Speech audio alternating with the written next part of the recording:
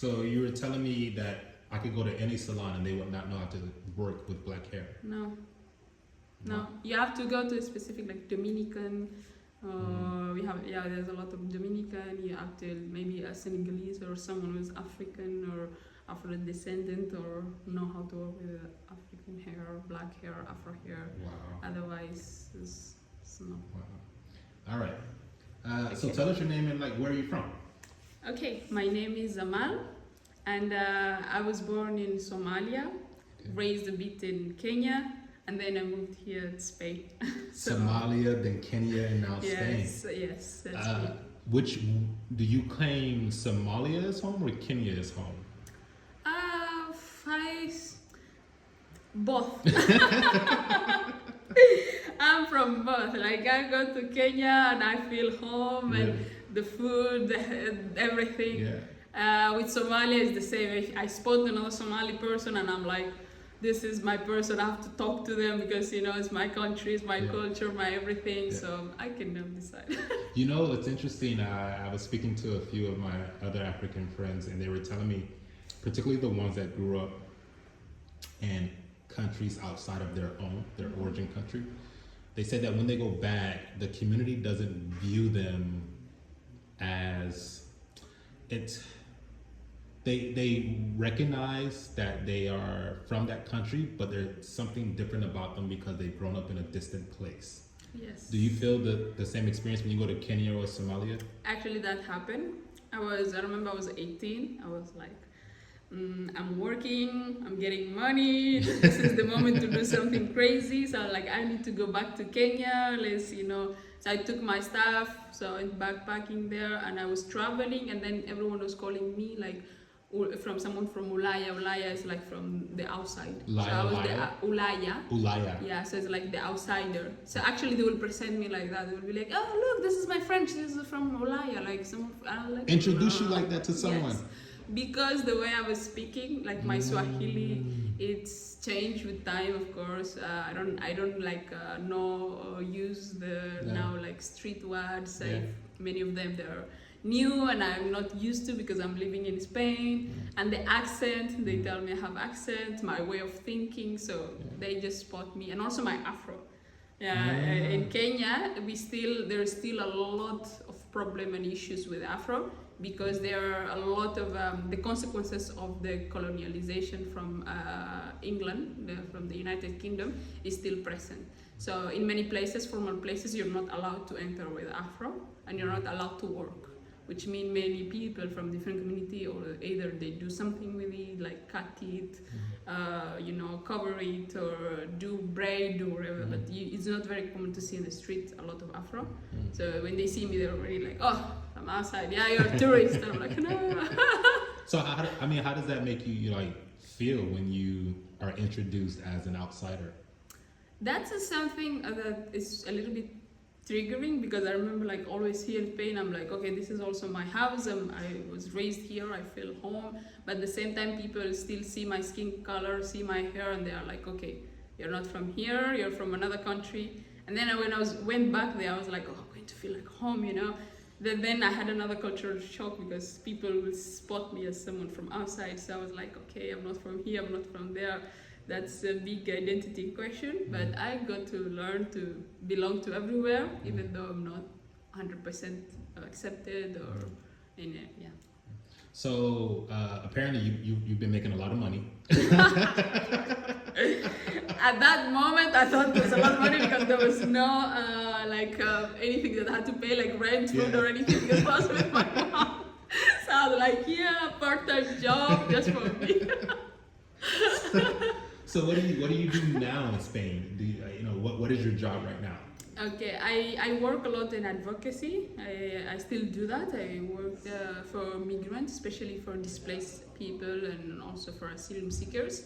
And right now I started to work here at the Espacio Afro, is a cultural center.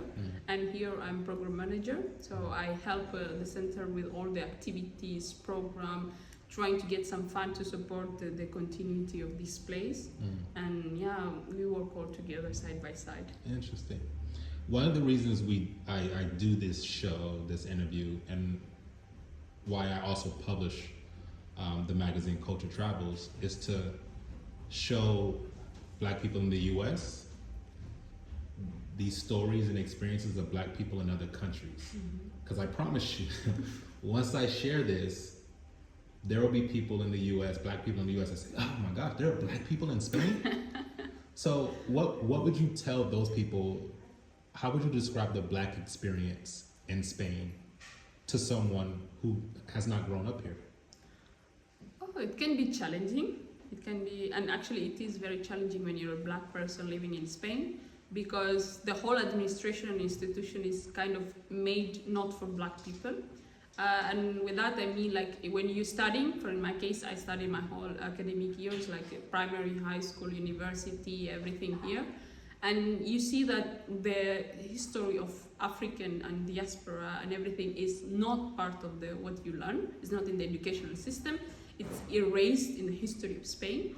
And with that I mean, like, when I got older, I discovered like there was enslaved people in Spain, in the south of Spain. Here in Madrid we had enslaved people, and all of that, they disappear. I got like to know now, like actually a few weeks ago, that we had an Afro-American coming here to fight for the civil war, for the supporting the citizens against the dictator regime. And although all of them, they were disappeared and erased from the history. So Black people from the U.S. From the U.S. came here, fought for the independence and the freedom of the citizens, and they're not part of the history. That's one of the darkest part of the history of Spain. Like, you cannot find all of this amazing contribution. Like, we're talking of contribution in art, in poetry, we're talking contribution in politics, we're talking contribution in many things, and it's invisible. It's not there. You have to really, really fight hard to get to know all of this. So, and that's one of the things that you find shocking in Spain. The institution is really not prepared. We have like very extreme, horrible administration, and also politics against the migrant, for example, that are coming here, forced displaced, that are coming to Spain to ask for asylum. In the south of Spain, many of them are dying in the Mediterranean. So seeing that in the TV, seeing that refugees are dying in the Spanish coast, that is something that's still shocking, and people here don't see racism. So it's another thing, because you cannot talk about it. When you're trying to talk with the society and explain them, okay, this is racism, you cannot say this, or you should not do this, like blackface. Like explaining in Spain, you cannot do blackface. That's crazy. People are like, yeah, it's just a joke. You shouldn't find it like something bad, you know. We're not mocking, we're not doing, this is not racism. So it's challenging, But even though it's very challenging, I have to say that there's a lot of good things. Like, yeah, what are some of those good things? Yeah. I have to say, like, a lot of citizens are really open-minded. It's really easy to talk to them.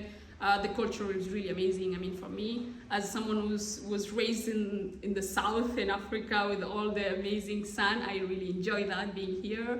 It's very easygoing. Like, you can go out with people that you just met the same day. Like, if you're coming to Madrid, you go out in the metro station, you just meet someone randomly that night. You're going out with that group of friends that you have to learn their names, and the next day you're already planning something with them, or maybe even a trip. So it's really nice, and it's really wonderful how people are really welcoming in many ways. And that's also really nice. Like, this culture space where I'm working, it's because many people support also. They're really encouraging us to continue doing our work. They really appreciate the impact we're making in the society. So we have to say that we have like very bad policies, but we have a good citizens. Have a good citizens. Yeah. It's always interesting. It's always like, it's for Black people across the world, it's our fight is with governmental structures and the policies and the systems. It's not necessarily with the citizens of the country. Sure, there are certain citizens who are just ignorant and racist and, you know, etc. Exactly. But oftentimes we find that there are many of those citizens who are open-minded, understanding, and at least giving some sort of effort to improving the quality of life for Black people in their country. Yeah, that's right. And that's the thing here. We can see that every day. Many people are coming here asking, they really want to learn, they really want to get to know, they really want to question the system. And that is genuine, that is innocent, that's really nice, and we really appreciate that from the citizen. And that's really powerful to see. So, last question. The name of our company is Culture Travels. And for us, we really try to show how Black culture influences society. from travel to fashion to art to music to politics to law, films, on and on and on. How would you say Black culture influences society in Madrid, Spain, and by large? Well, we have to say that there's a lot of contribution. Yeah. This is really powerful, even like the paint behind me. So there's a lot of art and paint and a lot of things going on, and the contribution is really wonderful and powerful. The young people, especially like the youth people that are surrounding, especially in this cultural center, they have so much to show. There's a lot of performance going here. There's a lot of poetry slams here. We really love to have them, and the contribution is really wonderful. And we can see that also in sport, like right now in the biggest team in football club we have in Spain, the players are migrant and are Africans and are Afro-descendants, and you can see that Black people, taking space and being in the space they belong, and the contribution is wonderful, yeah. Last question. Yeah. I'm a Black American who's coming to visit Madrid, and I'm looking to go or do something that relates to Black culture or the Black experience. What is one thing you would tell me to go and do? Your colleague said I should go to a festival in October, so you can't use that one. Well, I was about to suggest that. Okay, one thing. Oh my God, that's a new question. Take your time. Okay, let me think about it. Well, I mean, this is the place actually to come, this space, because we have a lot of activities going on, and we have a lot of program for the following months are really amazing. I have to say also that in Madrid, one of the things that is very good and you should also do is to go to the music experience that here we have. Like, there's a lot of concerts, so a lot of also Afro-descendants people who are giving the concerts, so I can also recommend that. So That's really nice. And Afrobeat is one of the best. Yeah, it's huge. It's just the thing to do. So that's another thing I will recommend. Yeah. Awesome. Thank you. I appreciate it so much. Thank you very much. So how should we follow this space? Are you all on Instagram? Yeah, we are super active on Instagram, so you can follow us on Instagram. It's Espacio Afro, and you can also follow us on our website. It's Espacio Afro as well. We always update and put a lot of information, explain what's going on, what are we doing in the space, and our daily life and our daily routine, because we try to make it as less structured and boring as possible. So we are a lot of fun going on in the space, and we try to get as close as our audience as possible. Awesome. Thank you so much. Thank you very much for inviting.